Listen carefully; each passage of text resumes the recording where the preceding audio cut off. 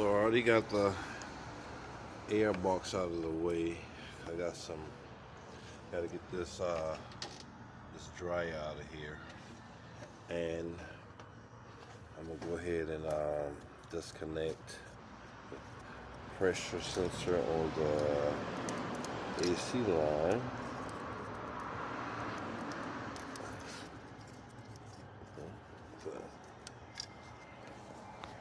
This with one hand, y'all, so y'all excuse me. There we go.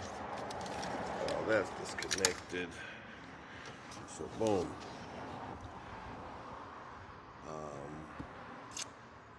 I'm gonna take that tensioner off. Take this belt off right quick. But first, I'm gonna crack these lines and